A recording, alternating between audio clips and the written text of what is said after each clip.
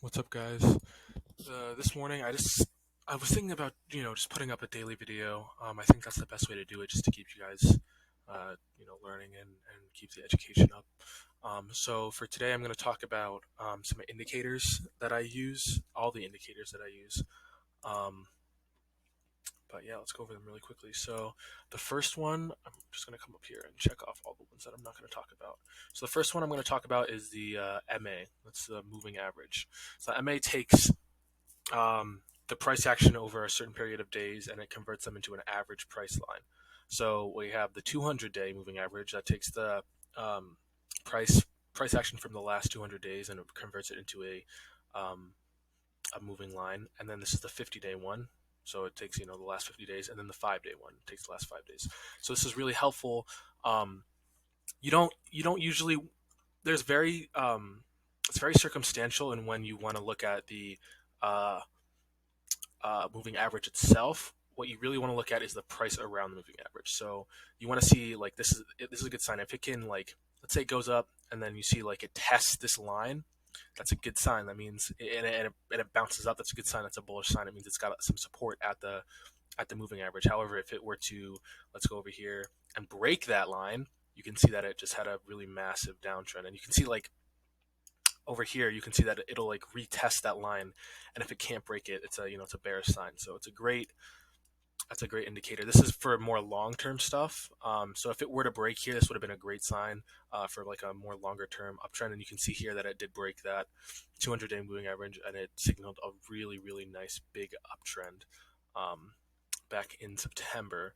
Um, but yeah, so there are circumstances where you do want to look at the moving averages by themselves. So like you can see here, this is what we call a golden cross, when the 50-day moving average crosses above the 200-day moving average. That's another bullish indicator. And then the opposite of that is, if I can find it, a death cross, when the 50-day moving average moves under the 200-day moving average, and that is a very bearish indicator. Um, so yeah, like I said, moving averages, they're probably one of the better, more accurate trading indicators, and all you have to do to set them up on Webull is come up here to indicators, um, go to all indicators, click on it, edit indicators, and then come down here and then change them to 5, 50, and 200, and then make sure you check them off here and then change the color. So yeah, so that's moving average. Moving on is let's do volume. So volume is pretty it's pretty basic. This blue line is the average volume per day. And the green bar is how much volume there is. So you can see that on this specific day there was about 11 million shares traded, a little bit more than that, and like the average was 2.6 million. So you can see that it really just broke that average. Volume is good. It can tell you the how much buying there is. So let's say that we saw this big spike, right? And there wasn't a ton of volume. That would mean that that was really like a pump and dump, and you probably wouldn't want to play that. But because there was so much buying volume, you could say, like, oh, like, this could continue, and it did continue. Even here, like you saw, there's a lot of buying volume here, a lot of buying volume here, and it just continued up. So like something like, I don't know, here, right here, there wasn't a ton of buying volume, and it did downtrend a little bit. It did continue, but just for that short period of time, it didn't do what um, it didn't pump. So that's buying volume. You can see here, like, there's a massive amount of selling volume. It went up and then it went all the way back down. Um, but yeah, that's volume. Again, all you have to do is, you don't have to change anything with this one. You just come over here and click it. So yeah, next up is RSI. This stands for Relative Strength Index. That's this thing right here. And there's two main levels you want to watch. This line right here at 30, and then this one at 70. And usually, not all the time, but usually when a stock passes over this line, the 70 line, it means it's overbought. It means that the price is very high, and there could probably be a cool off. So you can see right here that it was overbought at this point, and it did drop back down. And then when it's over here, when it's under the 30, that means it's oversold, and it means it's at a good price. It might be at a good price. And you can see, it was oversold, and it did take a little bit of time to come back up, but eventually it did come back up. but you would have been bag holding that for a long time. So that's not the best indicator, or that's not the best example, I should say. It is a good indicator. But you can come over here to something like AMD for this, and not right now, but previously, um, back in uh, back earlier this year, you could play it from oversold to overbought and just keep flipping it oversold, overbought, oversold, overbought, oversold, overbought, oversold, overbought. You could just keep flipping it. Obviously, you want to use it in conjunction with another indicator, but the RSI is definitely a good one. Um, I really like it, and you don't. This is another one you just don't have to change anything for. It just comes, how it comes. You can widen it to like 80-20 to be a little bit more accurate, or not accurate, but to get a little bit better of a deal. But it's very rare that stocks go into the 20 or the 80. Um, so yeah. Next is MACD, moving average convergence divergence, and I'm going to go back to TCON. But yeah, so MACD stands for moving average convergence divergence, and there's three things you want to look at here. You want to look at this yellow line, that's called the MACD line. You want to look at the blue line, which is called the signal line, and you want to look at these two moving average indicators. So the big thing you really just want to, it's really simple. All you really need to know is that if the MACD line crosses over the blue line, that's a bullish sign. It means it'll go up. So you can see right here it crossed over, and you saw this right here. It crossed over, and you saw this pump. Right here it crossed over, and you saw this pump up and a bounce. It looks like it'll bounce here off of this line, which is another nice bullish sign. I'm actually in the stock right now. Looks good. But this also shows the how do I say this? The moving.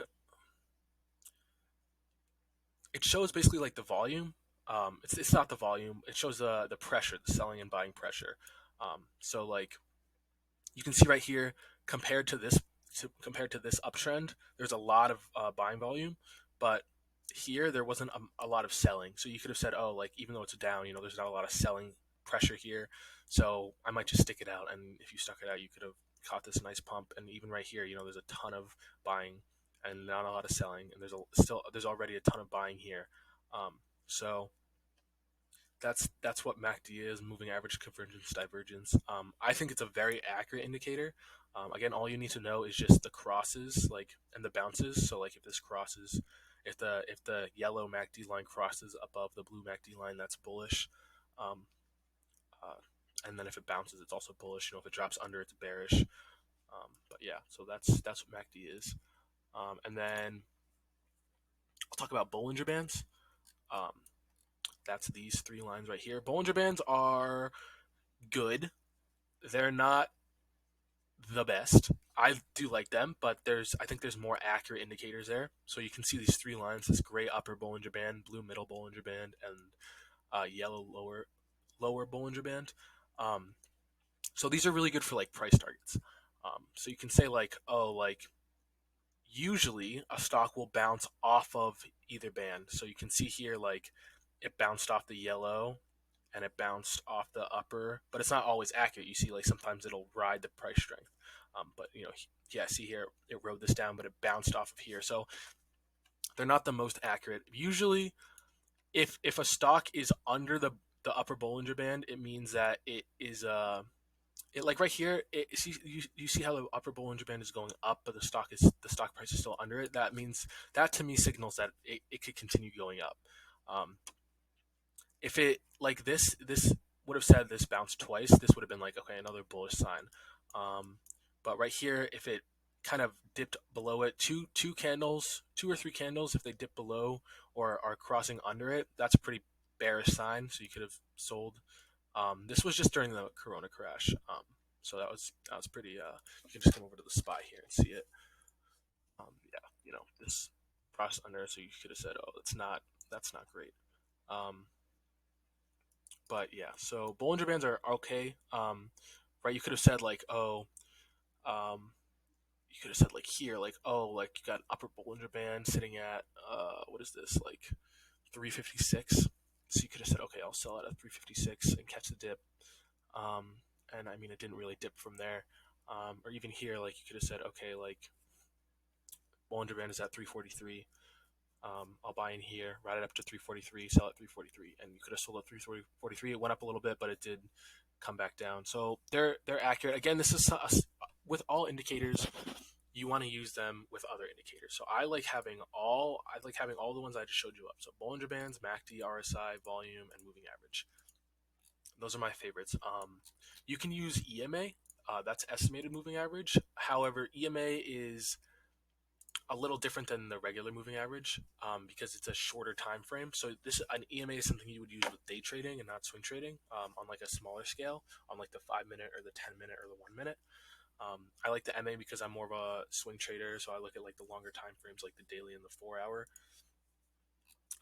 But yeah, so those are the indicators I use. If you have any questions, just let me know. Don't be afraid to ask. But yeah.